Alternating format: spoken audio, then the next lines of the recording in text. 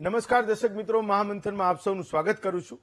જૈનમ જયતિ શાસનમના સૂત્ર સાથે જીન શાસનને વિશ્વના ઘરે ઘરે પહોંચાડવા હજારો મહારાષ્ટ્રીઓ અને મહાસતીજીઓ પગપાળા પ્રયત્નશીલ છે. સારી વાત છે, કારણ કે બહુ ઓછા ધર્મો છે જેમાં આહાર વિહારનું વૈજ્ઞાનિક નિર્દેશન છે.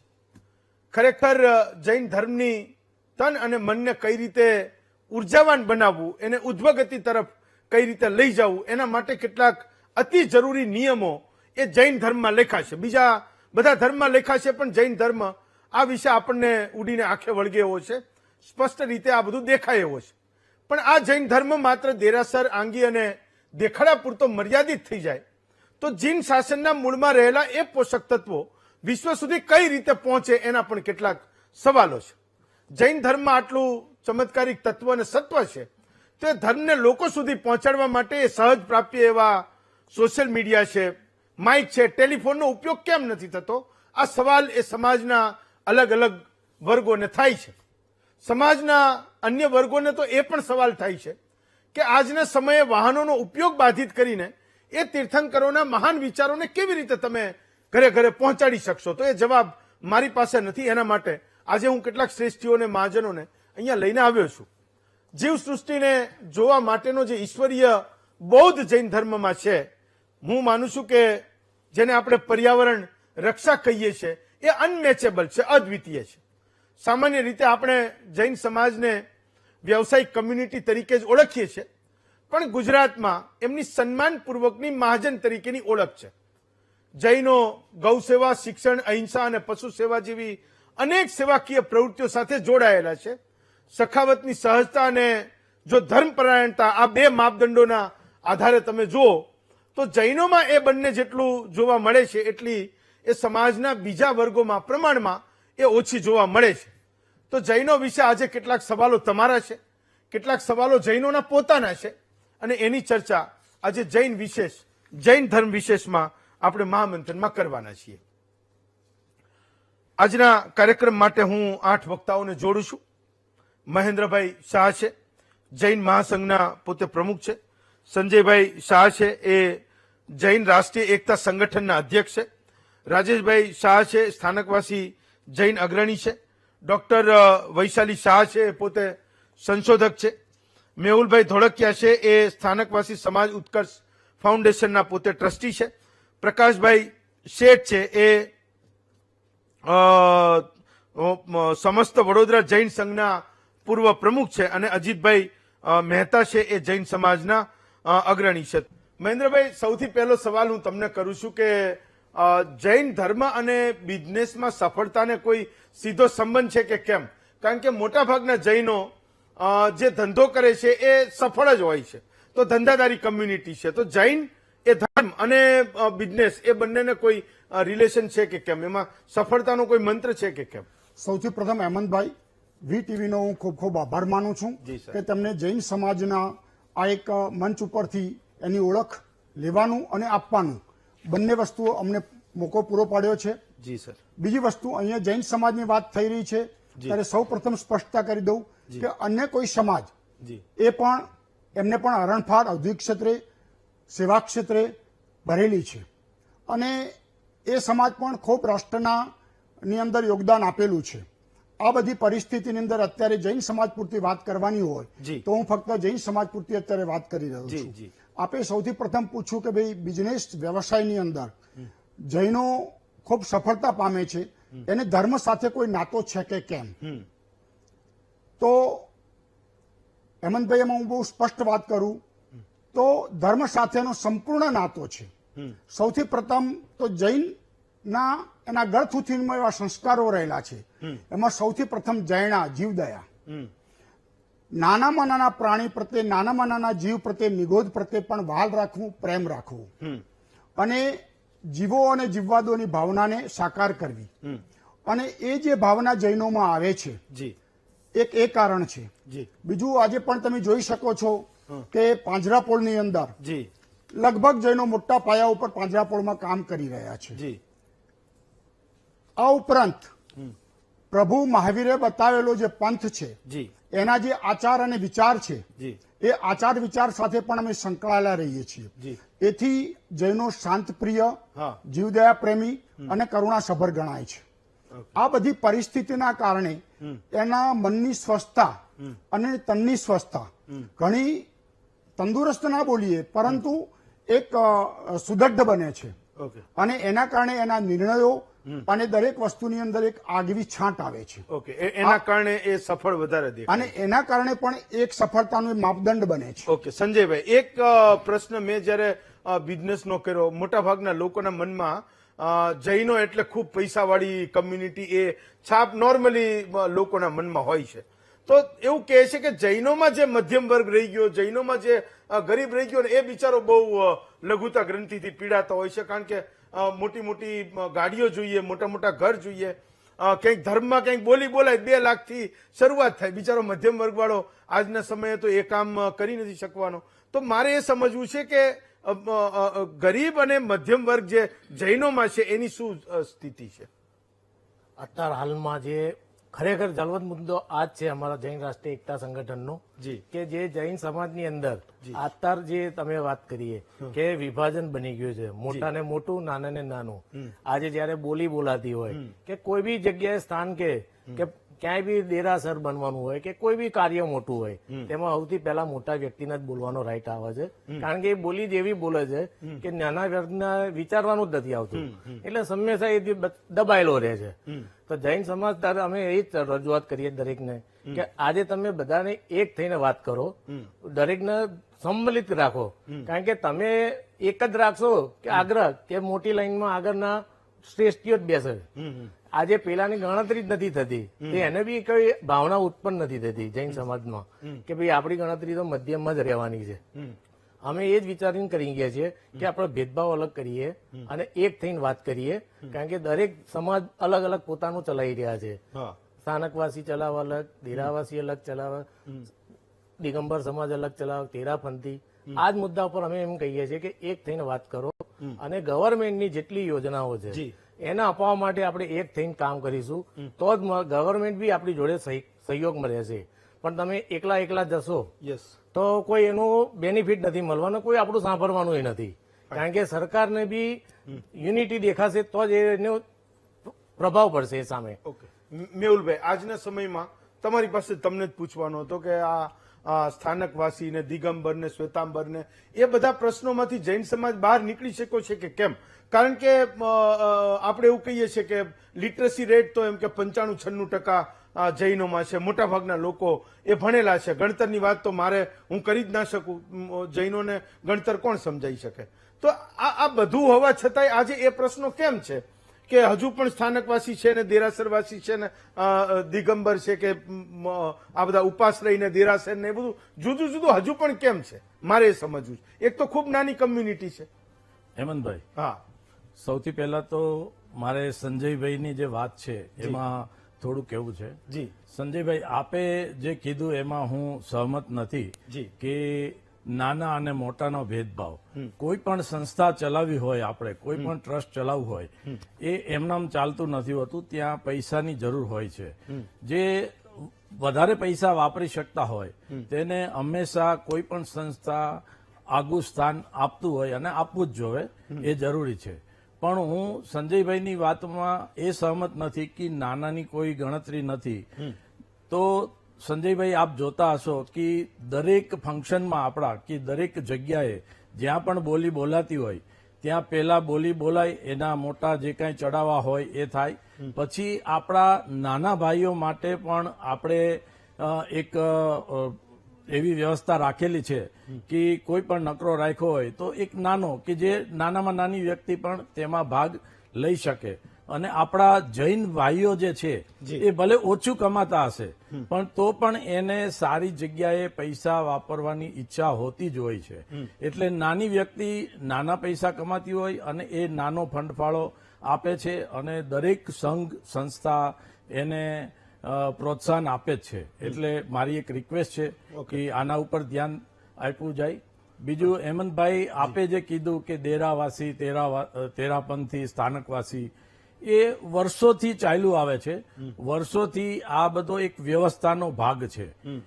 જેવી રીતે સૌથી પહેલા ઓનલી દિગંબર હતા, પછી એમાંથી સ્થાનકવાસી થયા, દેરાવાસી થયા, મૂર્તિ પૂજક થયા, એ બધા ધીરે ધીરે અલગ અલગ થયા અને એ વ્યવસ્થાના ભાગરૂપે અત્યારે આપણી જૈન સમાજની બધી સંસ્થાઓ ચાલી રહી છે અને એ મને નથી લાગતું કે બહુ જલ્દી કોઈ એક થઈ શકીએ આપણે, પણ જૈન તરીકે એક જ છે, પણ આ વ્યવસ્થા બધી અલગ અલગ છે. ફાઇન, ચલો રાજેશભાઈ, એમણે કીધું કે કોઈ પણ સંસ્થા ચલાવવા માટે પૈસાની જરૂર પડે, દાન દેનારા લોકોની પહેલી ખુરશી હોય ને કદાચ સ્ટેજ ઉપર એમને સન્માન મળે, બહુ સારી વાત છે.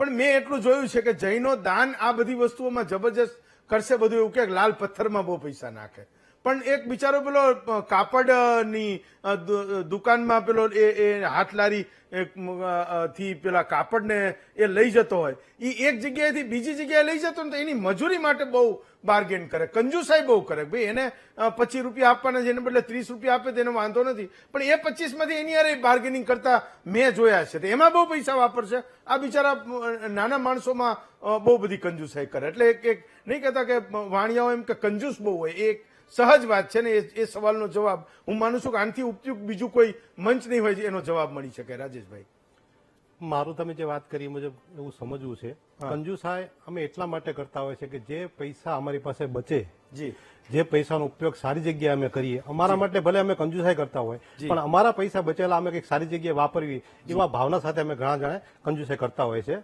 વાત બીજી, તમે જે ફેરિયાની વાત કરી, અમે એ બાબતે પણ અત્યારે ખૂબ ચર્ચા કરી રહ્યા છીએ કે જે આ લોકો જે તમે વાત કરી કે કોઈ જગ્યાએ ફેરિયા માટે બધું કસ મારતા હોય છે કે બહાર જઈએ તો કઈ પૂછતા હોટલમાં જાય 5,000 નું બિલ તરત ચૂકવી દેતા હોય છે, જયારે આના માટે લોકોને કહેતા હોય છે ભાઈ આનો શું ભાવ થઈ શકે નાના માણસોને.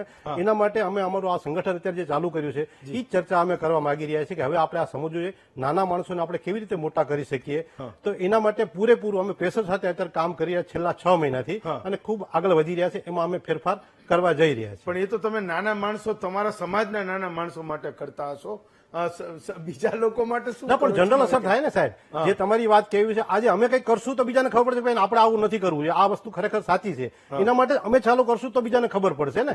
એટલા માટે અમે શરૂઆત કરીએ છીએ કે ભાઈ આપણે આવું કરવું જોઈએ, નાના માણસો માટે ક્યાંય કસ નહીં મારો અને નાના માણસો પાસેથી જ પહેલા આપણે લેવું જોઈએ. એ ખરેખર સાચી વાત છે. ફાઇન, ચલો ડોક્ટર વૈશાલી શાહ, તમારે કંઈક કહેવું છે અને મારો એક સવાલ પણ છે, પહેલા તમે કહી દો શું કહેવું હતું. હમણાં જે ચર્ચા કરી કે નાના માણસો સાથે બાર્ગેનિંગ કરી અને એમને ઓછા પૈસા આપવાના, અને આમ જયારે મૂર્તિઓ કે સંઘ નીકળતા હોય કે જમણવારો થતા હોય ત્યારે જૈનો પૈસા વાપરવામાં પાછું વળીને જોતા નથી.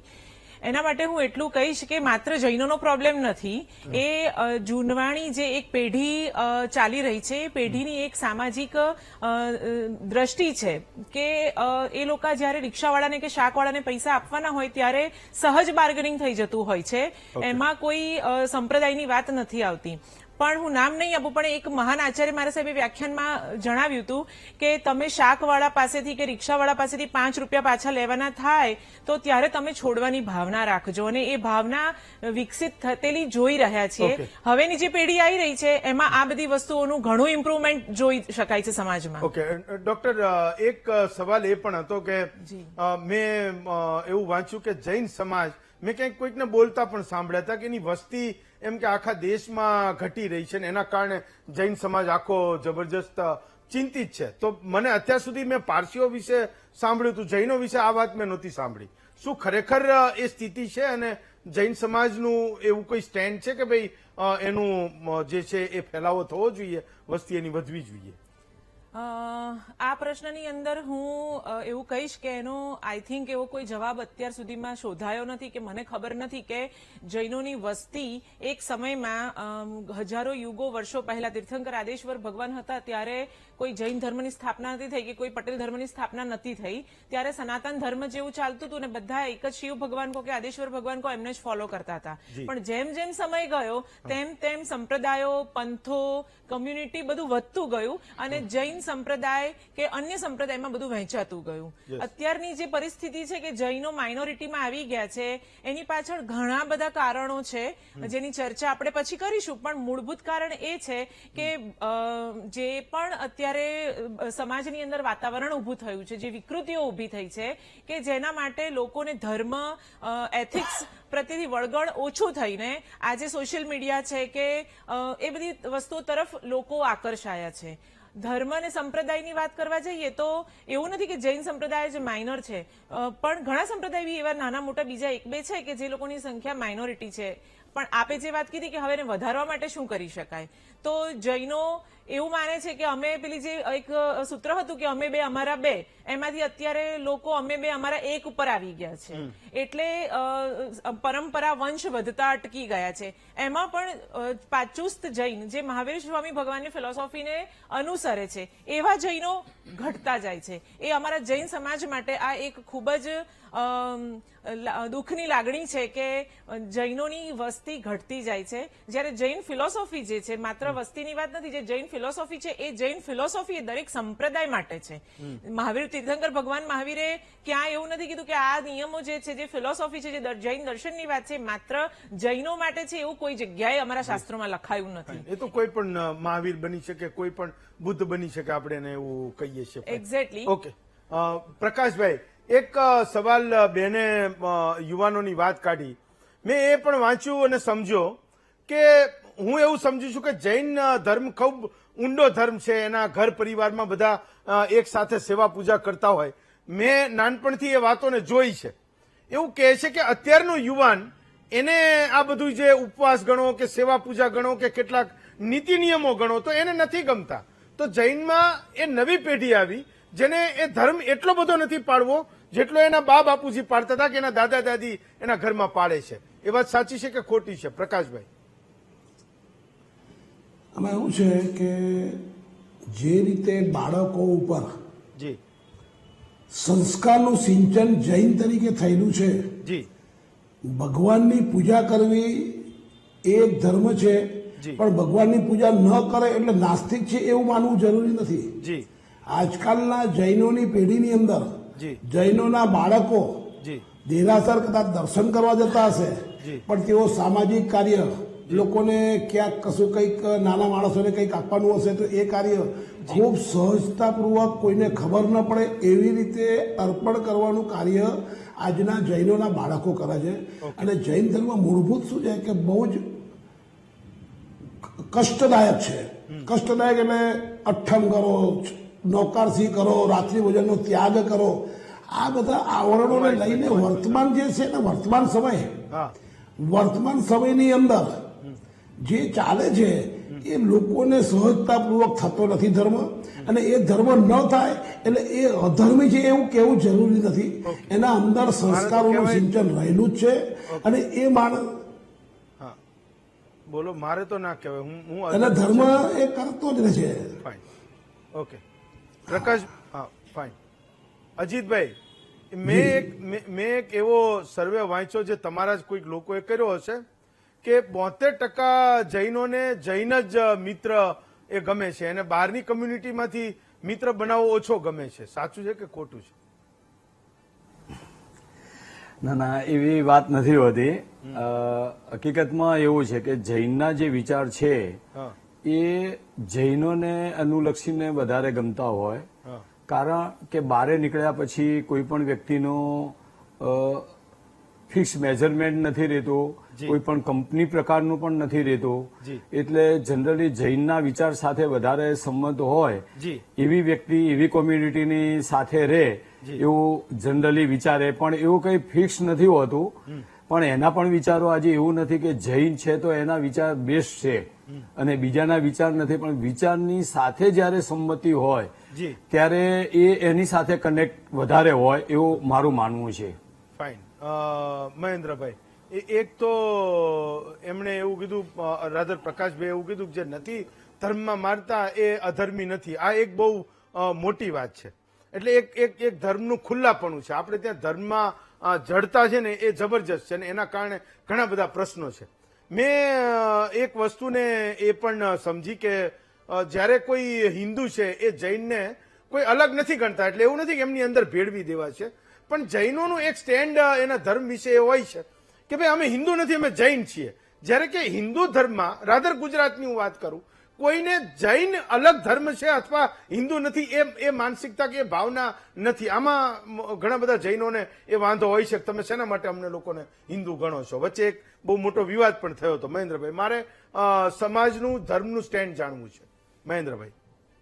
હેમંતભાઈ, આમાં વિશેષ વાત એ છે જી કે હિન્દુ અમે છીએ કે નહીં હા, એ મહત્વની વાત નથી. ઓકે મહત્વની વાત એ છે જી કે અમારો ધર્મ, અમારા આચાર વિચાર જી જે ચાલ્યા આવે છે એનું અમે સંપૂર્ણ રીતે પાલન કરીએ છીએ અને પાલનના આધારે જ અમે જૈન ધર્મને માનીએ છીએ છીએ અને કેટેગરીમાં મૂકીએ છીએ. સવાલ રહ્યો હિન્દુત્વનો, તો હિન્દુત્વની સાથે અમે જોડાયેલા જ છીએ. અમે એમનાથી સેપરેટ છીએ, જુદા છીએ તેવું નથી. ઓકે પરંતુ અમે અમારા આચાર વિચાર અને અમારા કાર્યોથી સંપૂર્ણપણે આ રીતે જૈન ધર્મમાં જોડાયેલા છીએ. હમણાં જ હવે એક વધારાની વાત કરું. હમણાં તમે વાત કરી કે ભાઈ ચિંગુસ છે અને જન કલ્યાણનું શું, એક જવાબ મારે આપવાનો વાત ચાલતી હતી ત્યારે આવે છે. જી તો મારે તમને કહેવું જોઈએ કે તમે એનઆઈડી જુઓ, આઈઆઈએમ જુઓ, અટીરા જુઓ, આ બધી જ સંસ્થાઓ અથવા તો એલડી એન્જિનિયરિંગ છે, આ લગભગ બધી સંસ્થાઓનો જૈનોનો મહત્વનો ફાળો છે. પાંજરાપોળો જે અબોલ જીવોની ચાલે છે એ પણ જૈન દ્વારા ચાલે છે, મોટા ભાગની પાંજરાપોળો, અને એનું ફંડ પણ જૈન સંઘો અને જૈન લોકો પૂરું પાડે છે. સ્પેસ સેન્ટર જુઓ તમે. નહીં, એ તો મેં ના પાડી જ નથી કે જબરજસ્ત શિક્ષણમાં નહીં, મહાજનપણાની વાત એટલે તો મારું કોઈ તમને ના એ જ કહેવાનું ના છે કે પાડી શકે. જૈનો કદાચ ચિંગુસાઈ કરીને પૈસા બચાવે છે ઓકે. તો પણ એ જન કલ્યાણની અંદર વાપરે છે. ઓકે મારું કહેવાનું તમને એ ઓકે, છે, fine. પોતાના વ્યક્તિગત રૂપે નથી વાપરતા. મારો એક બીજો સવાલ. હાજી. માનો કે અત્યાર સુધી જેને આપણે મહાજન કહેતા હતા, અત્યારે પણ કહીએ છીએ કે એના પૈસા ક્યાં ખર્ચ થાય, તો કોઈ જૈન શેઠ કમાય તો એ હોસ્પિટલમાં પૈસા આપે, એ પાંજરાપોળમાં પૈસા આપે, એના નામની કોઈ શિક્ષણની કોઈ શાળા હોય, કોઈક કોલેજ પણ બનાવી હોય. પણ એવું કહે છે કે નવા સમયમાં નવા જે પૈસાવાળા જે જૈનો છે એના મનમાં દેરાસરો વસી ગયા છે. એ દેરાસરોની ચડસા ચડસી અને એની સ્પર્ધા કરી રહ્યા છે કે તમે આવડું બનાવ્યું, હું એના કરતા મોટું બનાવું. તો એક સખાવતી જે વાત હતી ને એ ઘણી બધી કોરાણે રહી ગઈ એવી એક વાત છે. મહેન્દ્રભાઈ, જવાબ આપો એનો. બહુ સરસ વાત કરી હેમંતભાઈ. ઘણીવાર એક એવી વાયકા લોકો દ્વારા પ્રચલિત થાય છે કે ભાઈ જૈનો પથ્થરમાં પૈસા નાખે છે. તો મારે તમને કહેવું જોઈએ કે ધર્મના સંસ્કારો જેમ શિક્ષણ છે, જી શિક્ષણ સાથે જો ધર્મ સંકળાયેલો હશે તો એ બાળકોમાં ઉચ્ચ સંસ્કારો આવશે અને એને પોતાના કમાયેલા પૈસાનું ક્યાંક સારી જગ્યાએ વાપરવાનું મન થશે. એમ દેરાસરો બનશે, ઉપાશ્રય હશે કે સ્થાન હશે, તેની અંદર બાળક જતો થશે, ત્યાં જઈને તેની વાતો સાંભળશે, ત્યાં ગુરુ ભગવંતની વાતો સાંભળશે, તો તેનામાં જે ગળથૂથમાં પડેલા સંસ્કારો છે એ બહાર આવશે અને બહાર આવ્યા પછી જ એને પોતાને કંઈક લોકો માટે કરવાનું મન થશે. આજે તમે જુઓ વીએસ હોસ્પિટલ, સિવિલ હોસ્પિટલ, આ બધી જ હોસ્પિટલોની અંદર તમે જીવરાજ હોસ્પિટલ અત્યારે જુઓ તો તેમાં જૈનોનું અત્યારે મોટું ડોનેશન છે અને એ દ્વારા નાનામાં નાના ગરીબ વર્ગો સુધી એ કામ થઈ શકે છે. બીજું, દેરાસર અને મંદિરો જ્યારે બને છે ત્યારે છેવાડાના લોકો સુધી એને રોજગારી પૂરી પાડે છે. એકલા ખાલી દેરાસર અને મંદિર બનતા નથી, એ બનવા માટે સલાડ છે, મજૂર છે, કારીગર વર્ગ છે, બધાના લોકો સુધી પૈસા પહોંચે. નેક્સ્ટ સવાલ મેહુલભાઈને પૂછું છું. મેહુલભાઈ, હું એક એવા ટાઉનમાંથી આવું છું જ્યાં હું 3 દેરાસરો એને તાળા વાગેલા પડ્યા છે, કારણ કે જૈનો વાણિયાઓએ સૌથી પહેલા ગામ અને ટાઉન છોડી દીધા. તો આગળ જતા તમારી પેઢીઓ પણ બધી નવા નવા સપનાઓને જોઈ રહી છે. માત્ર જૈનોની શું કરવા, ગુજરાતમાં તમામ સમાજોની નવી પેઢી એ સપનાઓ જોવે છે કે ભાઈ જે ગામડેથી અમદાવાદમાં આવ્યો, અમદાવાદ વાળાને અમેરિકા જવું છે. તો મુદ્દો એ છે કે કોઈ રહેવાનું તો છે નહીં, દેરાસરો નવા નવા જબરજસ્ત બંધાય છે. તો મારે એ સમજવું છે કે આ ટાઉનમાં, નાના શહેરોમાં તમે જ્યાં બાંધ્યા 20, 25, 30, 35, 40 વર્ષ પહેલા, ત્યાંથી તમે શહેરોમાં આવી ગયા. શહેરોમાં એવું બનશે કે એક સમય આવશે કે સેવા પૂજા કરનારું કોઈ નહીં રહે. તો સમાજ એ દિશામાં વિચારે છે ખરો કે ભાઈ ખૂબ પૈસા ખર્ચ કર્યા, ઘણું બધું નવું કરવાનો પણ અવકાશ છે. દેશમાં ગરીબી ક્યારેય મટવાની નથી, જરૂરિયાતમંદ લોકો ગુજરાતમાં પણ ઓછા થવાના નથી. તો એ દિશામાં કંઈક નવા વિચારો સાથે કંઈક સમાજ વિચારે દેરાસર બનાવવાના બદલે. મેહુલભાઈ. હેમંતભાઈ, તમે જે હમણાં મહેન્દ્રભાઈને સવાલ કર્યો એનો જવાબ તમે જ આપ્યો કે જૈનો દેરાસરોમાં અને એમાં શેના માટે આટલો ખર્ચો કરે છે. તો એવું નથી. જૈનો જ્યારે ગામડામાં હતા, મોટી સંખ્યા હતી, ત્યારે ત્યાં આગળ દેરાસરો એ લોકોએ બંધાવ્યા હતા અને લોકો ત્યાં ધર્મ ધ્યાન કરતા હતા. જી. ટાઈમ ચેન્જ થયો, ગામડામાંથી બધા સિટીમાં આવ્યા. જી. તો હવે જે મહેન્દ્રભાઈને તમે સવાલ કર્યો તો એનો જવાબ ત્યાં જ આવી જાય છે જી. કે એટલા માટે શહેરોમાં નવા નવા દેરાસરો અને ધર્મ સ્થાનકો બનાવીએ છીએ કે જૈનો જ્યાં રહે છે ત્યાં આ વસ્તુ તો હોવી જ જોઈએ કે જ્યાં બાળકો અને બધા જ જૈન ધર્મ ઉપર વધારે ધ્યાન આપી શકે. ઓકે. અને જે દેરાસર કે મંદિરોમાં અમારા જે પૈસા ઇન્વેસ્ટ થાય છે એની સાથે સાથે તમે જોતા હશો કે જૈનોનું donation world wide India wise તમે જોશો તો સૌથી વધારે ડોનેશન જૈનો આપે છે. સૌથી વધારે ઇન્કમ ટેક્સ પે કરનાર અગર કોઈ કોમ્યુનિટી હોય તો એ જૈન છે. તો આ દેરાસર અને મંદિરો જ્યાં જૈનો આવશે ત્યાં નવા બનશે જ અને એ જરૂરી છે. ફાઇન. સંજયભાઈ, એક તો આજના નવા સમયનો પ્રશ્ન છે, મે બી ઘણા બધા તમને એમનામ પણ પૂછતા હશે, પણ આજ હું એને ટીવી ઉપર પૂછું છું. પ્રકાશભાઈ, તમારી પાસે આવું છું. એક મને સવાલ થાય કે તમે જે જૈન મુનિ હોય છે, જે મહાસતીજી હોય છે, એ આટલા બધા ધગધગતા રોડ ઉપર ચાલતા જતા હોય, ઘણી બધી વાર આપણને એ જોઈને અરેરાટી થાય કે આટલું બધું કેમ કષ્ટ સહન કરતા હશે. આજના સમયમાં આટલા બધા વાહનો આવી ગયા, એવું તો છે નહીં કે કોઈ વાહનમાં બેસતું નથી. માનો કે જૈનમાં જે લોકો સંસારમાં છે, હવે એ તો વાહન ચલાવે જ છે. તો આ બધી વસ્તુઓના પ્રેક્ટિકલ રસ્તા કોઈ સમાજના ક્યારેય કાઢી શકું અથવા વિચારી શકું? મને તો એક સહજ પ્રશ્ન થાય છે. આની અંદર તો આ ધર્મની મેટર છે.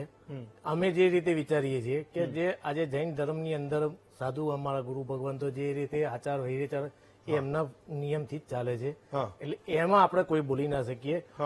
અમે અત્યારે એ બાબતમાં આગળ વધીએ છીએ કે સાધુ સંત જે રીતે ચાલે છે તે એમની સુરક્ષામાં કઈ રીતે, કારણ કે જયારે આજે અકસ્માતો થાય છે, આજે અકસ્માતોની હિસાબે જે એમના જે કાળ ધર્મો પાવે છે, તો જૈન સમાજના ઘણા બધા મોટા મોટા સંઘો આ બાબતમાં રજૂઆત કરે છે, પણ ક્યારે યુનિટી નથી. એટલા હિસાબે સરકાર બી આની પાછળ અમે ઘણા ઇસ્યુ કર્યા છે, ઘણા આવેદન પત્ર આલ્યા છે, પણ સરકાર કેમ સાંભળતી નથી.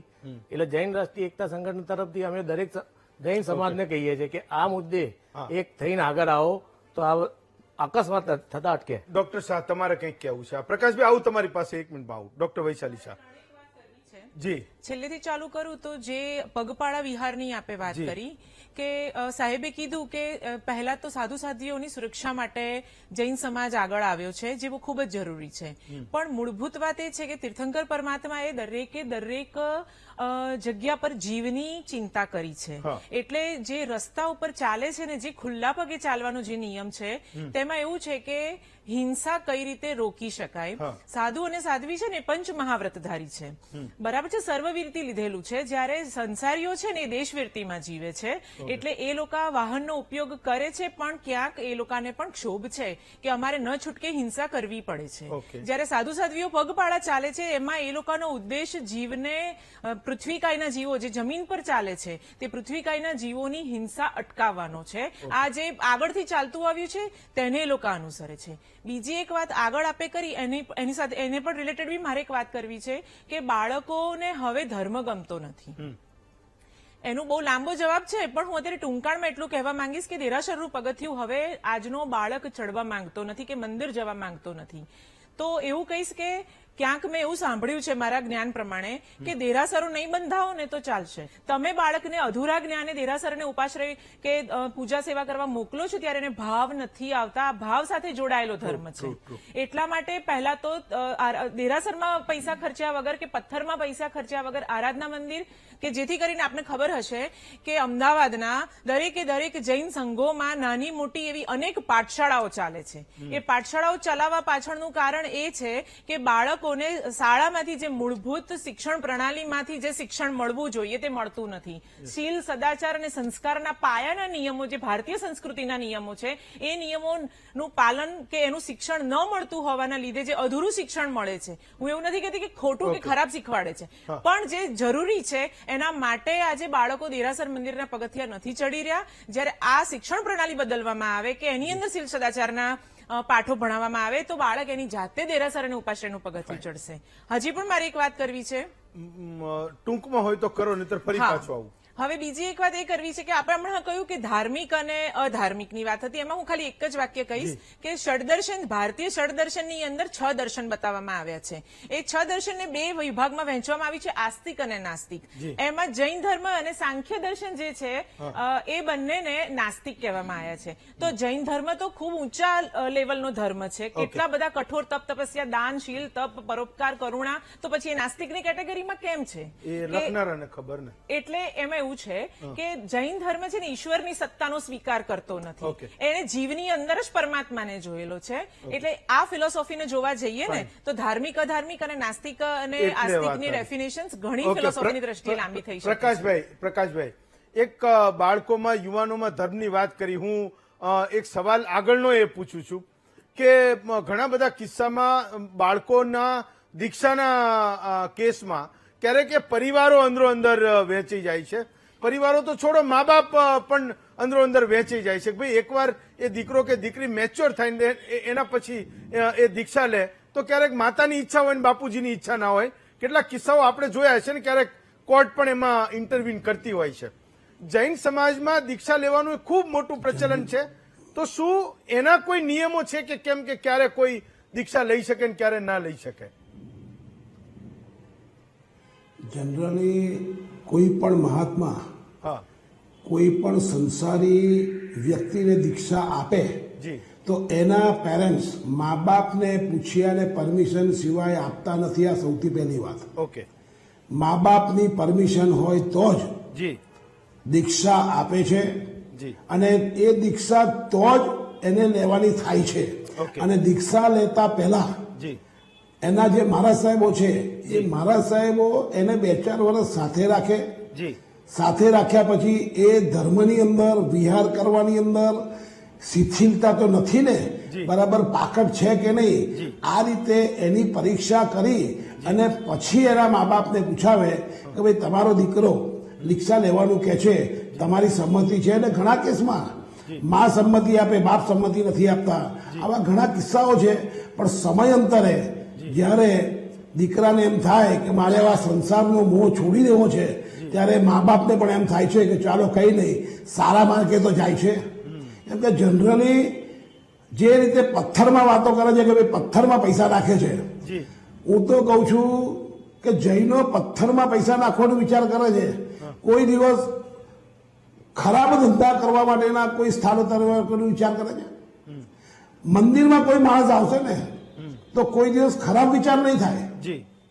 મંદિરમાં કોઈ પણ વ્યક્તિ આવશે, સામાન્ય જૈન આવે, જૈનેતર આવે, તો મંદિરની અંદર એને ખોટા વિચારો નહીં આવે. મંદિરની બહાર નીકળશે ને તો ખોટા વિચારો કદાચ આવે.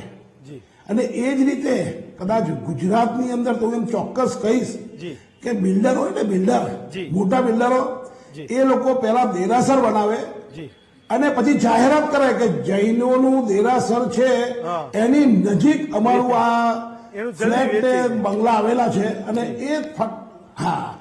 એ ફટાફટ જૈનો એને લઈ લે છે. એનું કારણ કે સંસ્કાર વસેલા છે. રિટાયર લાઈફની અંદર સમય પસાર કરવા માટે અને પોતાની અંદર આત્મા જ્ઞાન મેળવવા માટે એ જગ્યા જરૂરી છે જ્યાં દેરાસરની અંદર બેસી અને તમે તમારા આત્માનું ધ્યાન કરી શકો અને આગળ વધી શકો. આ રીતનું છે. એટલે દેરાસરો ન હોવા જોઈએ એ વાતમાં કદાચ હું પૂરેપૂરો સહમત નથી. દેરાસરો છે તો ધર્મ કરવા માટેનો તમને કંઈક રુચિ થશે. પ્રકાશભાઈ, આજે જૈન સમાજ સિવાય હું સમજો તો આટલો બધો ખુલ્લો ધર્મ છે. વૈશાલીબેન, તમારી પાસે આવું. પ્રકાશભાઈ, આટલો બધો ખુલ્લો ધર્મ છે. કેટલાક શહેરોમાં હું જોઉં છું, તમે મહારાજ સાહેબની જે પધરામણી કરો એ દિગંબર સાધુ હોય તો એના જે ફોટો અને પોસ્ટર છે એ શહેરોમાં લાગે છે. ક્યારેક આજુબાજુની સોસાયટી વાળા પણ એ સહજ નથી હોતા. જૈન કમ્યુનિટી એ ખૂબ શાંત કમ્યુનિટી છે, સમજણવાળી છે, તો લોકો તમારી પાસે ફરિયાદો કરતા હશે, આવતી હશે વાત, પણ તમને નથી લાગતું કે આજના સમયમાં એ વાતોમાં થોડો ઘણો ફેરફાર કરવો જોઈએ? ભાઈ પધરામણી થાય એનો વાંધો નથી, પણ એના ફોટોઝ અને પોસ્ટર છે એ જાહેર સોસાયટી કે રોડ પર ના લાગે. આમાં શું છે કે તમારી જોવાની દ્રષ્ટિ કઈ છે. આજે નગ્ન અવસ્થા તમે વેશ્યા સ્વરૂપે જોશો તો તમને વિચાર એ આવશે, અને મહારાજ સાહેબ દિગંબર મહારાજ સાહેબ છે એ ભાવનાથી જોશો તો તમને એની ભાવના સારી લાગશે. એટલે તમારા મગજના વિચારો પર આ બધું આધીન છે. પોસ્ટરો કેવા છે એ જોનારા માણસને વિચાર કરવાનો છે કે ભાઈ આ તો મહાત્માનું પોસ્ટર છે, આ કોઈ મહારાજ સાહેબનું પોસ્ટર છે, મને આ પ્રકાશભાઈ એવું મહારાજ લાગે સાહેબો છે, આટલા બધા. મને એવું લાગે છે કે આગળના સમયમાં આ સ્ટેન્ડ છે ને એ કન્ફન્ટ્રેશનનું માધ્યમ બનશે. દરેકને મનમાં તો તમે એ દ્રષ્ટિ નહીં જગાવી શકો ને. કંઈક થોડા ઘણા પરિવર્તન અને બદલાવથી જો એ જડતા મૂકવાથી કંઈક રાજી રહેતા હોય લોકો તો એ કરવું જોઈએ. એમાં કંઈ ખોટું શું છે? તમારી વાત બિલકુલ બરાબર છે, હું તમારી વાત જોડે સહમત છું. પણ અમે તો આવા પોસ્ટર મૂકીને ધર્મની આરાધના કરવા માટે આગળ કરીએ છીએ. જાહેરની અંદર એવા પોસ્ટર લાગ્યા હોય છે કે જેનાથી આપણે કુટુંબ સાથે સગાવાલા જોડે જઈ ન શકીએ ત્યારે તમે શું કરશો? ખરી વાત છે. આ તો એક ધાર્મિક છે. તમને કહે કે ધર્મ તરીકે આગળ લઈ જવા માટેનું આ પોસ્ટર છે. એના માટે મલિન વિચારો આવા ન જ જોઈએ. અને તેમ છતાં જો આવતા હોય તે તમારા પોતાનો મુદ્દો છે. આજે જાહેરની અંદર કેટલા બધા નગ્ન પોસ્ટર હોય છે. ઓકે, એના માટેનું સામુદ્ય શું છે? ચાલો, મેં સવાલ પૂછવો જોઈએ, મેં પૂછો. તમારું સ્ટેન્ડ જે છે એની સાથે મને કોઈ વ્યક્તિગત રીતે વાંધો નથી, પણ આ સમાજનો પ્રશ્ન છે. મેં એ પ્રશ્નને મૂક્યો. વૈશાલીબેન, તમારે કંઈક કહેવું હતું? તમે કીધું કે નાના બાળકોને દીક્ષા આપવી જોઈએ કે ના આપવી જોઈએ. એના માટે મારું એક એવું મંતવ્ય છે કે મારી સરાઉન્ડિંગ આ ક્વેશ્ચન્સ બહુ સળગતો પ્રશ્ન છે. જ્યારે હું જૈન રિસર્ચ સ્કોલર તરીકે જેટલી જગ્યાએ પણ પ્રેઝન્ટેશન કરું ત્યારે પૂછવામાં આવતું જ હોય છે, ચર્ચાનો વિષય બની જાય છે કે તમારામાં તો બહુ નાના નાના છોકરાઓને દીક્ષા આપી દે છે, આવું કરાતું હશે એમ. બહુ જ સાચી વાત લાગે આ જમાના પ્રમાણે. પણ મને ત્યારે એવો વિચાર આવે કે જયારે તમારી 5 વર્ષની દીકરી, 10 વર્ષની દીકરી કે દીકરો કે 15 વર્ષની દીકરો જયારે એ 5 વાગ્યાથી 7 વાગ્યાથી કે 2 કલાક કે 4 કલાક જયારે એ મોબાઈલ ફોન જોવે છે, એના ફ્રેન્ડ સાથે પાર્ટી કરે છે, 10 કે 11 વાગ્યાનું ગયેલું તમારું છોકરું રાત્રે 2 વાગે 3 વાગે પાર્ટી કરીને આવે છે, ત્યારે એ ચર્ચાનો વિષય કેમ નથી બનતો? કે એ જયારે દીક્ષા લેવા માટે નાનું બાળક તૈયાર થાય છે ત્યારે એની અંદર એ ધર્મના સંસ્કાર સિંચેલા હશે ત્યારે જ એને જવાનું મન થયું હશે. તો એ કદાચ ત્યાં જાય છે, થોડું શીખે છે, સારું શીખે છે, સારા આચાર વિચારમાં રહે છે, સારા સંતો મહંતો વચ્ચે રહે છે, તો એ એક સારો પર્સપેક્ટિવ છે. જયારે ખરાબ કન્ટેન્ટની અંદર તમારું બાળક રચ્યું પચ્યું રહે છે ત્યારે તમને એવું નથી થતું કે અરે રે 15 વર્ષનું છોકરું 3 વાગે આવ્યું, 10 વર્ષની છોકરી 3-4 કલાક સુધી ફોનમાં એ શું જોવે છે તમને ખબર છે? નથી ખબર. તો પછી જયારે એ બાળક ધર્મના માર્ગે આગળ વધે છે તો પ્રોત્સાહન આપવાની જગ્યા પર આપણે એને ટકોર કરીએ છીએ. સમાજને મારી એક રિક્વેસ્ટ છે કે જયારે સારા માર્ગે કોઈ જતું હોય ને ત્યારે ટકોર ન કરવી જોઈએ. રાજેશભાઈ, એક યુવાનો વિશેનો પ્રશ્ન એ હતો કે નવા સમયમાં તમારા સમાજમાં એટલે જૂના સમયમાં પણ શેર બજારમાં અને ધંધામાં એમાં તો જબરજસ્ત ખબર પડે જ છે. મને લાગે છે કે આ ધર્મની આગ મને પણ ના દજાડે એટલે હું થોડો વિષયાંતર કરી લઉં. ભાઈ રાજેશભાઈ, કે એવું કહે છે કે જબરજસ્ત ગ્રુપો ચાલે શેર બજારના અને કોઈએ જોડાવવું હોય તો એને જૈન તરીકેનું પ્રમાણ આપવું પડે, એને એલસી મોકલવું પડે કે ભાઈ હું પોતે જૈન છું એટલે તમે મને આમાં જોડો. સાચી વાત છે કે ખોટી વાત છે? પેલા 72% જે જૈનોના જૈન મિત્રવાળી જ વાત હતી ને એને કોરિલેટ મને લાગે આ વાત છે, પણ મારે એ વખતે પૂછવી જોઈતી હતી. અત્યારે પ્રશ્ન મને કામમાં આવ્યો. અત્યારે તો પેલા મને શેર બજાર બાબતનું બિલકુલ મને ધ્યાન નથી, એટલે એના માટે હું આપને સોરી નો કોઈ રિપ્લાય નહીં કરી શકું. સંજયભાઈ, તમે કહી શકો આમાં કંઈક પ્રકાશ પાડી શકો? મેં એવું સાંભળ્યું કે આ એક કટ્ટરતા જબરજસ્ત હોય છે કે કોઈએ બિઝનેસના કોઈ ગ્રુપમાં આવવું હોય તો એને જૈન તરીકે એની પોતાની છાપ એને એટલે એનું પુરાવો આપવો પડે હું જૈન છું. નો ડાઉટ આ વસ્તુ હશે, શક્ય હશે, બન્યું હશે, અમારા ધ્યાનમાં નથી તમે કોઈ એવા આવ્યું, ગ્રુપમાં અમે નથી નથી જોડાતા. એનું કારણ છે કે આપણે જૈનોને એકતાની વાત કરતા હોય અને જૈનો બધાના જોડે રહીને કામ કરતા હોય છે, દરેક સમાજની સાથે કામ કરતા હોય છે. પણ કદાચ આવું હોય કે આ તો સોશિયલ મીડિયાનો જમાનો છે, પોતાના સ્વાર્થ માટે આવું એક માર્કેટિંગ બનાવી દીધું હોય ગ્રુપ, કારણ કે એમને ખ્યાલ છે કે જૈનોની પાસે થોડા વધારે પૈસા હોય કે એક્સ પૈસા હોય છે, તો આવી એક બુદ્ધિ ટેક બનાવીને એને માર્કેટમાં આવું ચલાવ્યું હોય. બાકી જૈન સમાજની અંદર આવું કોઈ દેખાતું નથી. ઓકે મહેન્દ્રભાઈ, એક વાત મેં એ પણ સમજી છે કે જૈનો છે ને કર્મ ખપાવવામાં જબરજસ્ત માને છે, પણ એની સામે મોટી મોટી તકતીઓ પણ હું એટલી જ જોઉં છું. એમ પહેલાના સમયમાં એટલું બધું નહોતું દેખાતું, પણ હવે આમ એવડી મોટી તકતી મારી હોય આપણને એમ થાય કે આ બધું એણે જ કરાવ્યું હશે. તો તમે જો કર્મ ખપાવવામાં માનો છો તો એક તકતી ચોંટાડીને તો પાછું તમે નવું નથી ઉધારતા તમારા નામે? મહેન્દ્રભાઈ. હેમંતભાઈ, આની પાછળ ઘણા બધા લોજિક કામ કરતા હોય છે. ઓકે, પહેલું લોજિક એવું છે કે આજે માનો કે હું કોઈ જગ્યાએ દાન કરું, ચલો હું મારો જ દાખલો આપું. જી કોઈ જગ્યાએ મારું દાન છે, એનો ભાવ મારો સારો છે, બધી જ વસ્તુ સારી છે. જી જી જી ત્યારે મને એક સ્વાર્થ મારામાં જાગે છે જી કે મારું આ દાન કરેલું હશે અને જો અહીં તકતી હશે જી તો મારા પછીનો જે પરિવાર આવશે જી એ આને જોશે. હા જોશે તો એને પણ ભાવ જાગશે જી કે ભાઈ મારા વડવાઓએ અથવા મારા આગળ ગયેલા મારા માતા પિતા કે દાદા દાદી આ દાન કરેલું છે જી. અને એ દાનની અંદર વધુ આગળ વધવાનો એને પોતાને એક ભાવ ઉત્પન્ન થશે. જી. એટલે આની અંદર જેને કહે ને સ્વાર્થ સાથે પરમાર્થ, હા એવું જે આપણે કહીએ છીએ કે ભાઈ કર્મ ખપાવવા માટે દાન કર્યું છે, પણ સાથે સાથે એ કર્મ ખપાવતા આવતી પેઢીઓ પણ એની અંદર સતત જોડાયેલી રહે, એની પાછળનો આ બેઝિક ભાવ છે. ખરેખર તકતીને જુદા અર્થમાં જોવામાં આવે છે, પણ તકતી પાછળનો મૂળભૂત હેતુ આ છે કે તમારી પછીની પેઢીઓ સતત એને જોવે તો એનામાં પણ એ ભાવ જાગે આવા દાન કરવાના. ચલો, તો હું એક બ્રેક લઉં. બ્રેક પછી આવું સંજયભાઈ તમારી પાસે એક બ્રેક લઉં. બ્રેક પછી જયારે પાછો આવીશ તો હજુ પણ કેટલાક સવાલો તમારા. સ્વાગત છે આપનું મહામંથનમાં. મેહુલભાઈ, એક રાધર અજીતભાઈને મારે પૂછવાનો હતો સવાલ. મેહુલભાઈ તમારી પાસે આવું છું. અજીતભાઈ, એક છેલ્લા કેટલાક સમયથી એક સોશિયલ મીડિયામાં જબરજસ્ત વાત ચાલે છે, ખાસ તો ગુજરાતીઓ ટાર્ગેટમાં છે, પણ એમાં પણ જૈન અને વાણિયાઓ વધારે ટાર્ગેટમાં છે કે આ બેંકોનું તમે બહુ બધું કરી નાખ્યું. એમ એક જનરલાઇઝ વાત થાય છે કે આ મોટી મોટી બેંકો એનું આપણે જેને કહીએ ને કે એનું બક્કલ ઉડાડ્યું એવું કે લોકો, પણ એમાં વાણિયાઓ વધારે હોય છે. મને એ ચર્ચા તો સવાલ છે ને એનો જવાબ જોઈએ. અજીતભાઈ. હવે બેંકની અંદર તો કંઈ બી થતું હોય એ પોતાના બિઝનેસની કઈ રીતની એને ગણતરી કરી હોય. જી. બાકી બધા જૈનોની અંદર આવું આવતું હોય છે કે બધાનું થતું નથી હોય. હોતું, પણ નામ લોકો એવું આપણે કહે પણ છે કે એટલે આમાં મારે ક્યારે મેં નથી સાંભળ્યું. એટલે આમાં બધાનું નથી હોતું, પણ જૈનો વાણિયાઓ વધારે ધંધો કરતા હોય. ધંધો કરવા માટે લોન ક્યાંથી લે? બેંકમાંથી લે. જૈન અને કરે છે વાણિયા બંને બેંકમાંથી લે. અલગ છે. પહેલી વાત તમને કરી દઉં. જી. નહીં, પહેલી વાત એ કરી દઉં. જૈન અને વાણિયા અલગ. હા. વૈષ્ણવ છે એ વાણિયામાં ગણાય છે, સમજો. અને જૈન છે એ અલગ છે. હું સમજો, પણ એટલે જૈન પણ અને ગુજરાતમાં- વાણિયા બંને અલગ અલગ છે. ગુજરાતમાં માનો કે જૈનની તમે ગમે તે વ્યાખ્યા કરો, કહેવાય તો વાણિયા, બધા વાણિયા જ કે. તો હું એક બોલચાલની ભાષાના કારણે બોલું છું, પણ ના, વાણિયા ન કહેવાય. ભાઈ તમે ના પાડો ને, એ તો તમે ના પાડી શકો, પણ ગુજરાત તો એ જ કહે છે. ચલો હું અલગ રીતે પૂછું. લોકો એવું કહે છે કે બુદ્ધિ બહુ હોય ને તો આ બધામાં જબરજસ્ત એની બુદ્ધિ ચાલતી હોય છે. એ સવાલ હતો મારો. જૈનોના કેસમાં કહું છું. ના, તમે પોઝિટિવ પણ વિચારો ને કે પોઝિટિવ જૈનો જ્યારે જે સમયે જે ટાઈમે વિચારે છે તો એનું અત્યારે મંથન કરો ને. તમે બેંકો સાથે કંઈ પણ કર્યું છે કે બિઝનેસની અંદર એને કંઈ પણ ચૂક કરી છે, એની સાથે સામે તમે બુદ્ધિને વિચારો છો.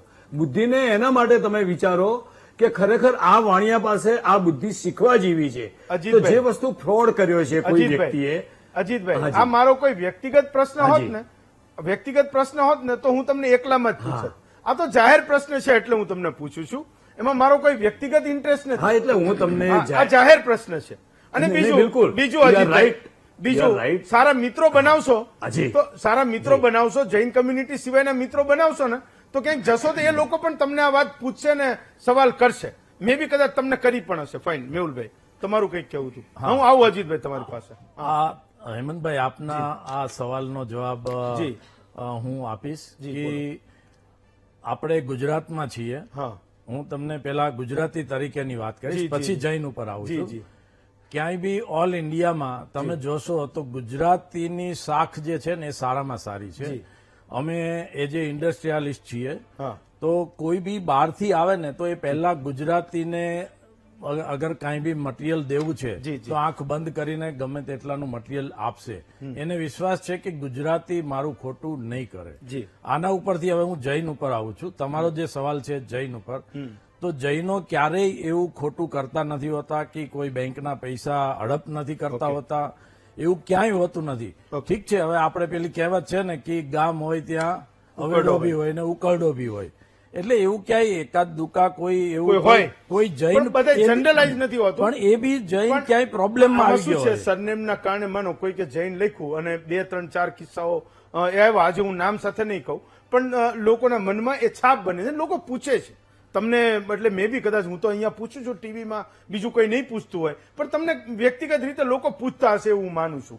ફાઇન, વૈશાલીબેન, એક સવાલ મેં બી કદાચ એનો જવાબ તમે આપી શકો, જે મને થાય છે કે બૌદ્ધિઝમ અને જૈનિઝમ એક સમકાલીન જેવા ધર્મો છે, એક સાથે એ વ્યવહારમાં આવ્યા. બૌદ્ધ ધર્મ એ દેશના અલગ અલગ વિશ્વના પાર્ટમાં જબરજસ્ત રીતે પ્રસર્યો. તો આજે જૈનિઝમને હું કેમ ભારતના કેટલાક રાજ્યો સિવાય એ બહાર નથી જોતો? શું એ સંકુચિતતાનું કારણ કોઈ છે કે કેમ? અથવા તો બૌદ્ધિઝમમાં એવી કોઈ વાઇડર વાત છે કે કેમ કે બૌદ્ધિઝમ વિશ્વના અલગ અલગ ઘણા બધા દેશોમાં પહોંચી ગયો અને જૈનિઝમ એ બહુ લિમિટેડ એરિયામાં આપણે એને જોઈએ છે? ડોક્ટર શાહ, ખૂબ સરસ તમે વાત કરી છે. અને મારા જ્ઞાન પ્રમાણે મને જેટલી ખબર છે એમાં એવું છે કે ભગવાન મહાવીર તીર્થંકર પરમાત્મા જયારે વિચરતા હતા તે જ સમયે સમકાલીન ભગવાન બુદ્ધનો સમય શાસ્ત્રોમાં જણાય છે. એટલે ભગવાન બુદ્ધે જીવનનો અમુક સમય ભગવાન મહાવીરને ફોલો કર્યો હતો અને ભગવાન મહાવીરના નિયમો પ્રમાણે પંચ મહાવ્રતના નિયમો, અણુવ્રતના નિયમો, કે જે પણ તીર્થંકર પરમાત્મા જે ફિલોસોફીને અનુસરતા હતા એ ફિલોસોફી ગૌતમ બુદ્ધ અનુસરતા હતા. પણ એક સમય એવો આવી ગયો કે ગૌતમ બુદ્ધને એ મહાવીરના પ્રમાણે મહાવીર પ્રમાણે ફોલો ન કરી શક્યા અને ત્યાંથી એમનો અલગ સંપ્રદાય થયો. એટલે એ સંપ્રદાય પણ ક્યાંક કંઈક અંશે જૈન સંપ્રદાયને કે મહાવીરને મળતો જ છે, પણ પાછળથી ગૌતમ બુદ્ધે વિહાર કરીને અલગ અલગ દેશમાં વિચરીને એ સંપ્રદાયનો ખૂબ બહોળો વિસ્તાર કર્યો. જ્યારે તીર્થંકર પરમાત્મા એ વિરાગી હતા, નિરંજન નિરાકાર હતા, જીવદયાના ખૂબ જ ઉપાસક હતા. એટલે જૈન સંપ્રદાય ત્યાં અટકી ગયો કે જ્યાં ભારત દેશની બહાર જવાની વાત આવી, કે જે આર્યભૂમિની બહાર જવાની વાત આવી, ત્યાં જૈન ધર્મ અટકી ગયો અને બૌદ્ધ ધર્મનો પ્રચાર પ્રસાર થયો. કારણ કે દરેક સંપ્રદાયના વડવાઓ ટ્રાવેલિંગ કરીને બધી જગ્યા પર પહોંચી શકે છે. તમે અનેક સંપ્રદાયોના અનેક મંદિરો વિશ્વભરમાં ફેલાયેલા છે, જ્યારે જૈન ધર્મના મંદિરો ફેલાયેલા છે પણ સાધુ સાધ્વી નહીં જતા હોય. તમે ક્યારે નહીં સાંભળ્યું હોય કે જૈન સાધુ સાધ્વી ઇન્ટરનેશનલ ટ્રીપ પર હશે, કારણ કે પગપાળા વિહાર કરવાની જે લિમિટેશન છે, આ લિમિટેશનના લીધે થઈને જૈન સંપ્રદાયનો જે બહોળો વિસ્તાર જે બૌદ્ધ ધર્મની કમ્પેરિઝનમાં થવો જોઈતો હતો એ એટલા કારણોસર ન થઈ શકે. પ્રકાશભાઈ, એક ધર્મનો સવાલ એ પણ છે કે જૈન ધર્મ જેને ત્યાગ અને મોક્ષનો સિદ્ધાંત કહે છે, એ સંથારા વિશે ખૂબ બધી વાતો થઈ. 10 વર્ષ પહેલા કોર્ટોમાં પણ એની ખૂબ ચર્ચા થઈ. મારે સમજવું છે કે વ્યક્તિ પોતે એવું નક્કી કરે કે હવે મારે આ સંસારમાંથી મોક્ષ લેવાનો છે, એ પોતે અન્ન અને જળનો ત્યાગ કરે અને એનું મૃત્યુ થઈ જાય, તો શું ખરેખર એ સંથારો કરનારા લોકો આજે પણ ગુજરાતમાં હશે? મેં એવું વાંચ્યું કે બહુ જ લિમિટેડ લોકો એ વાતને કરે છે, પણ શું ગુજરાતમાં સંથારો કરનારા લોકો હજુ પણ એક્ઝિસ્ટ છે? જૈનો છે ગુજરાતમાં એવા? સંથારો એટલે તમને સંસારિક રીતે તમામ મોહનો ત્યાગ કરી અને આ શરીર નાશવંત છે, મારો આત્મા પરમાત્મા છે અને મારે પરમાત્માને પામવા માટે હવે મારે ખાવું નથી, પીવું નથી અને અંત સમય સુધી મારા જીવનનો અંત થાય, આ શરીરમાંથી મારો આત્મા પરમાત્મા બને ત્યાં સુધી મારે એક ધ્યાનમાં રહેવું છે. આ ભાવના સાથે સંથારો કરતા હોય છે. સંથારો કરનાર જે પણ વિચાર વાળો વ્યક્તિ હોય એ બહુ શ્રેષ્ઠ કહેવાય, પણ આવા સમયની અંદર સંથારા કરનાર વ્યક્તિઓ હાલમાં કદાચ હું માનું છું ત્યાં સુધી કદાચ નહીવત છે. એટલે સંથારો એટલે તો તમારા આ શરીરનો ત્યાગ કરવો છે એને, અને આત્મા જે છે એને પરમાત્મા સાથે મેળવવો છે. આ એટલે છૂટતું નથી, એટલે સંથારો થવાની કોઈ વિચાર આવતી નથી. અને એટલા માટે જ વર્તમાન સમયની અંદર આ બધા વિચારો લાવવા બહુ અઘરા છે. અને મહાત્મા જેવા હોય, જે મહાત્મા જેના વિચારો આપણે સંસારમાં રહે છે, આપણે સંસારના વિચારો કરે છે, મહાત્મા હોય તે પરમાત્માના વિચારો કરે, તે પરમાત્માના વિચારોથી આગળ વધી અને એક સ્ટેપ જયારે આગળ જાય, જયારે એને એમ થાય કે હવે જીવનમાં કશું રહ્યું નથી આ જીવન અસાર છે અને તે વખતે સંથારાના વિચારો આવે અને સંથારાનો વિચાર જેને પણ આવે એ વ્યક્તિ શ્રેષ્ઠ આત્મા છે એવું સમજવું રહ્યું એવું મારું અંગત માનવું છે. મહેન્દ્રભાઈ, એક તો જૈન કમ્યુનિટી એ શાંત કમ્યુનિટી છે, વેપારી કમ્યુનિટી છે, એ વાત આપણે બધા જાણીએ છીએ, માનીએ છીએ, ગુજરાત પણ આખું માને છે. ગિરનારમાં જે વિવાદ થયો, તમે એવું માનો છો કે 22મા તીર્થંકર નેમિનાથ ભગવાનના પગલા છે, જ્યારે કે સનાતની હિન્દુઓ એવું માને છે કે ભાઈ અહીંયા ભગવાન દત્તાત્રેયના પગલા છે, જે વિષ્ણુનો અવતાર છે. મામલો કોર્ટમાં ગયો, ક્યારેક કંઈક મારઝૂડ પણ થઈ, પોલીસ પણ બોલાવી પડી ને હવે તો એવું છે કે લોકોને ફ્રિસ્કિંગમાંથી પસાર થઈને દર્શને જવું પડે છે. તો જ્યારે આપણે એવું કહીએ છીએ કે જૈન કમ્યુનિટી ખૂબ બુદ્ધિશાળી છે, ચાતુર્યવાળી કમ્યુનિટી છે, ખૂબ શાંત કમ્યુનિટી છે, તો આ આખા વિવાદમાં તમને નથી લાગતું કે એ સમજાવટથી કંઈક નેગોશિએશનથી, વાતચીતથી, વાટાઘાટોથી આ મામલાનું સમાધાન થવું જોઈતું હતું, રાધર થઈ શકે હજુ પણ? મહેન્દ્રભાઈ? ચોક્કસપણે તમારી વાત સાચી છે. જી જૈન લોકો જી હંમેશા શાંતિપૂર્ણ રીતે વિવાદનો ઉકેલ લાવવામાં માને છે. જી કોર્ટ દ્વારા જવું અને કોર્ટ દ્વારા ન્યાય મેળવવો તે તેમનું પણ એક પગલું શાંતિપૂર્ણ ગણાય છે. જી બાકી આપે જે કહ્યું કે તોફાન કે એ બધી કોઈ ચીજમાં જૈન લોકો માનતા નથી. જી આમ ગિરનારનો ઉકેલ જી. બહુ જ શાંતિપૂર્ણ રીતે એક સમાધાન રૂપે આવશે એવો અમને ચોક્કસપણે વિશ્વાસ છે. ઓકે. સમય થોડો નીકળશે ઓકે. પણ સમયની સાથે એનો જવાબ પણ મળી જશે એ અમને ચોક્કસપણે ખાતરી છે. ફાઇન. રાજેશભાઈ, છેલ્લો પ્રશ્ન, શું આજે પણ જૈનો અથવા તો સરેરાશ ઘરમાં 6 વાગ્યા પછી નહીં જમવાનો એ પરંપરા પાળતા હશે બધાય, કે એમાં ઘણી બધી છૂટછાટો હોય છે? રાજેશભાઈ?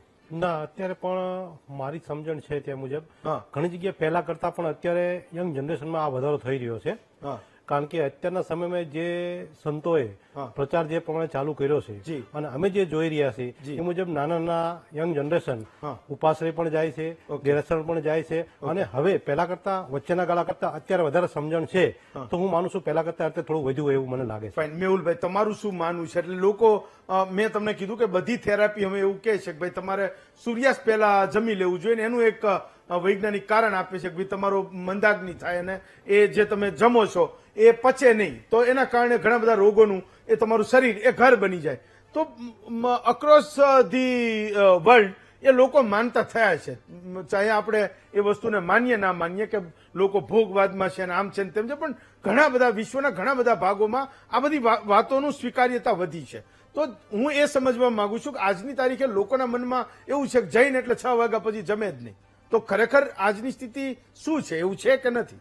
મેહુલભાઈ? હેમંતભાઈ, હું સૌથી પહેલા તો રાજેશભાઈની વાતથી બિલકુલ સહમત છું જી. કે આજની તારીખમાં, આજના ટાઈમમાં ઘણા બધા યંગ જનરેશન જી. આમાં વળ્યા છે અને ચોવિયાર, જે 6 વાગ્યા પહેલા જમી લેવું એને ચોવિયાર અમે કહીએ, જી. એ લોકો કરતા થયા છે. જી. પણ તમારો સવાલ છે કે શું બધા જૈનો જી. આ ચોવિયાર કરે છે, 6 વાગ્યા પહેલા જમી લે છે? તો એનો હું જવાબ તમને આપીશ ના. જી. એનું કારણ છે કે અત્યારે મોટા શહેરોમાં જી. કામ, બિઝનેસ, ફેક્ટરી એ બધું એ ટાઈપનું થઈ ગયું છે કે એ શક્ય નથી. જી. જેટલું બને એટલું જૈનો ટ્રાય કરે છે. જી. ઘણા જૈનો બપોરનું ટિફિન તો લઈ જાય, સાથે પણ સાંજનું પણ લઈ જાય True. અને સાંજે ઓફિસમાં 6 વાગ્યા જમી લે. પહેલા જમી લે. પણ ના, 100% જૈનો ચોવિયાર કરી શકતા પણ એની નથી. એવી ઈચ્છા હોય કે એવું કરે. હા, યસ યસ. ફાઇન. પણ એ પરિસ્થિતિને અનુરૂપ વર્તે. Yes, yes. ચલો, આજ ઘણા બધા પ્રશ્નોની ખૂબ ખુલ્લા મને ચર્ચા થઈ. કેટલાક ધર્મના પણ એવા પ્રશ્નો હતા જે જાહેરમાં ક્યાંય ચર્ચાતા નથી. મેં પૂછી લીધા. કંઈ ભૂલચૂક થઈ હોય તો મિચ્છામી દુક્કડમ કહું છું. પણ જે પણ સમાજના પ્રશ્નો હતા એ મારે પૂછવા જોઈએ. એ તમામ સવાલોને પૂછ્યા છે. કેટલાક ટીવીની સામે બેઠેલા લોકોને થતું હશે ઘણા બધા સવાલો રહી ગયા છે, એમના રહી ગયા છે, તો એની પણ માફી માંગુ છું. એક સાયકલ પૂરી થાય તો ફરી પાછો આ શ્રેષ્ઠીઓને, મહાજનોને હું મહામંથનમાં લઈ આવીશ. મહેન્દ્રભાઈ, સંજયભાઈ, રાજેશભાઈ, ડોક્ટર શાહ, મેહુલભાઈ, પ્રકાશભાઈ અને અજીતભાઈ, 8 વક્તાઓનો ખૂબ ખૂબ આભાર માનું છું. આવતીકાલે વધુ એક નવા વિષય સાથે ફરી મળીશું. આજે રજા આપશો.